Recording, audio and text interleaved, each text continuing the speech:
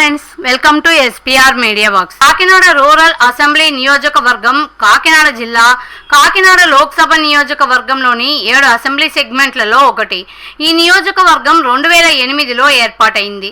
2019 నాటికి ఈ నియోజకవర్గంలో మొత్తం 2,49,011 మంది ఓటర్లు ఉన్నారు. కాకినాడ రూరల్ అసెంబ్లీ నియోజకవర్గం విషయానికి వస్తే, ఈ నియోజకవర్గం ఏర్పాటు తర్వాత మొదట ఎగిరింది ప్రజారాజ్యం జెండానే.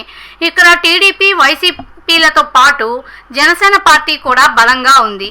గత అసెంబ్లీ ఎన్నికలలో వైసీపీ అభ్యర్థిగా పోటీ చేసి గెలిచిన కురసాల కన్నబాబు ప్రస్తుతం ఈ నియోజకవర్గం యొక్క సిట్టింగ్ ఎమ్మెల్యే.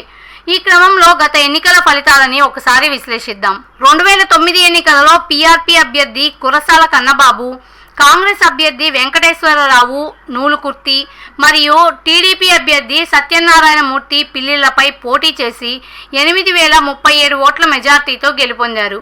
2014 ఎన్నికలలో టీడీపీ అభ్యర్థి అనంతలక్ష్మి పిల్లి, వైసీపీ అభ్యర్థి శ్రీనివాస వేణుగోపాలకృష్ణ చెల్లుబోయిన మరియు ఇండిపెండెంట్ అభ్యర్థి కురసాల కన్నబాబులపై పోటీ చేసి 9,048 ఓట్ల మెజార్టీతో గెలుపొందారు.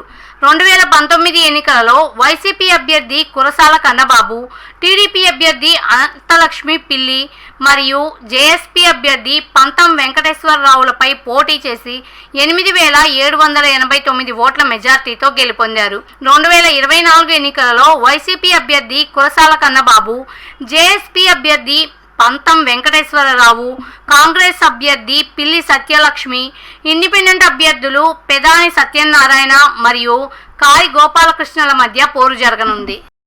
ప్రజాస్వామ్యం వర్ధిల్లాలన్నా, మన జీవితాలు తలరాతలు మారాలన్నా అది కేవలం ఒక్క ఓటుతోనే సాధ్యం. మనం వేసే ఓటు మన భవిష్యత్తును, రాబోయే తరాల మనుగడను నిర్ణయిస్తుంది. అంతేకాదు, మన ఓటుతోనే నవ సమాజం నిర్మితమవుతుంది, ఇంకా దేశ దిశ దశను మారుస్తుంది. ఓటు అనే 2 అక్షరాల పదం దేశ చరిత్రనే మార్చేస్తుంది. కేంద్ర ప్రభుత్వం జనవరి 25ను జాతీయ ఓటర్ల దినోత్సవంగా ప్రకటించింది. కుల, మత, ప్రాంత, లింగ, జాతి, భాష అనే భేదం లేకుండా దేశంలో నివసించే 18 సంవత్సరాలు నిండిన పౌరులు అందరికీ భారత రాజ్యాంగం ఆర్టికల్ 326 ద్వారా ఓటు హక్కును కల్పిస్తుంది. ప్రజాస్వామ్యాన్ని గౌరవించాల్సిన బాధ్యత ప్రతి పౌరుడిపై ఉంది. ప్రజాస్వామ్యానికి ఓటే పునాది. దేశ, రాష్ట్ర భవిష్యత్తును నిర్ణయించేది ఈ ఓటే. అలాంటి ఈ ఓటును డబ్బుకు, మద్యానికి అమ్ముకోకుండా భారత ప్రజాస్వామ్య పరిరక్షణ కోసం ప్రతి ఒక్కరూ